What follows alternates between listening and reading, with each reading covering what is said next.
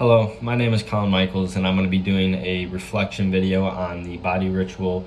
among the nacirema. So I'm going to start by talking a little bit about my initial reaction to the article. I was very, very shocked, surprised, but also interested in what I was reading and learning, because the body ritual among the nacirema tells a story of a strange lifestyle and the rituals of this lifestyle, and it's very, very different and unique to what other people are used to. But then again, that's the same for many, many different cultures. But I was a little shocked at what I was reading, because in the story, or in the article, it tells the story of how the nacirema, the culture, they hate the body and they think it's ugly and they carry disease, which I personally don't agree with in a Christian perspective. But it goes on to talk about the rituals, which they have. They have things like a shrine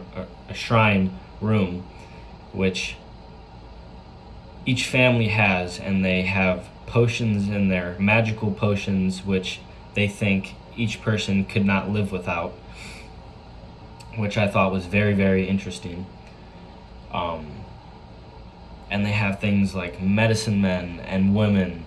and things like that, very, very different and unique. But after going over and reading it more again, I start to make connections with how similar it is to our culture in America now, because I think in the article it goes a lot about, well, the article is the body ritual among the nacirema, so it's a lot based on their body and how they have the medicine men and the mouth right ritual, which it all works on their body so they could change their body to their ideal image. And I think that's very similar to how we are as a culture now, because we as a culture now, we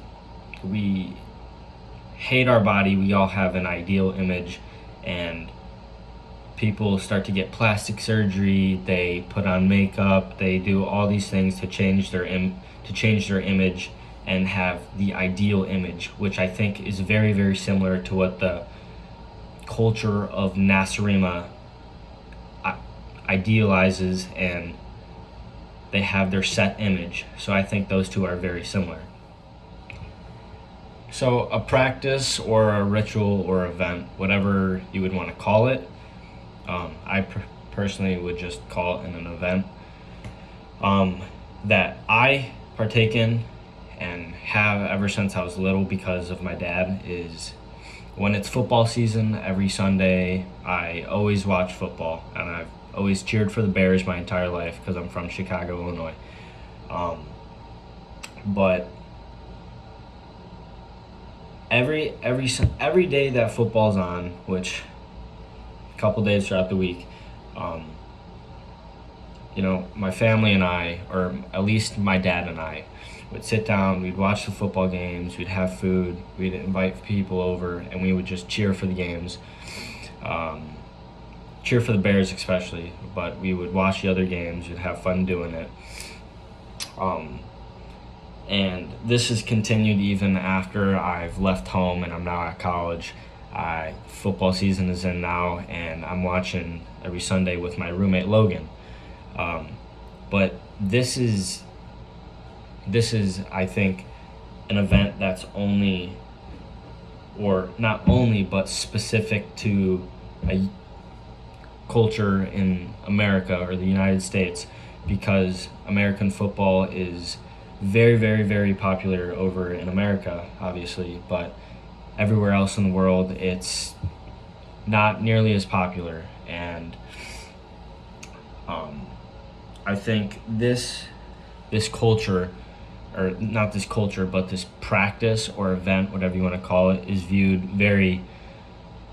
very harshly because I think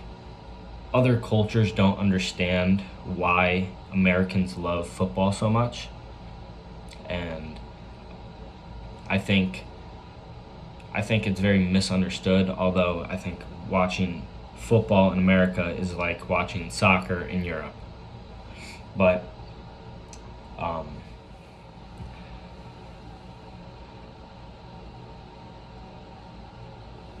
I think these changes to the practices of American football, which I mean isn't like a crazy practice, it's not nothing religious, or it's not anything religious or anything like that, but I think the changes throughout how people have enjoyed the game and attached themselves to the game is very, very beneficial to the US and the culture, because sports is one of the biggest things in America and all over the world. Um, and I think football and watching football especially is something that brings people together very close and just kind of expand, not maybe not expands, but strengthens the culture, because um, it's there's so much variety of football, and people making relationships because of teams they like, or they get good relationships or good arguments because people disagree on a team. And I think that's very beneficial to just society in general, because it just it it grows the culture and the strength of not even just football, but the football culture, if you would want to say that, or just American culture in general. I think that the changes of football throughout the years have been very, very beneficial to the US culture, because it's just been something so big and so strong that it brings people together. Because you could see the changes throughout the years where people, it's a smaller crowd in the games 50 years ago, but now you see people show up in buses together, and people march together, and people stand outside and wait hours in advance for a game just to get the best seats possible, and people will spend hundreds of dollars on tickets to get the best experience possible. And I think this is very, very beneficial, because it strengthens the relationships of people in America, or just people that watch football, but that's also mainly in America. So I think that having football around and it being a weekly thing when in season, because it is a seasonal sport, um, I think that having that is just very, very beneficial and critical to society. And sometimes it doesn't even have to be football, but football, I believe, is just the most popular sport in America, and that's why it's so beneficial to us. Thank you.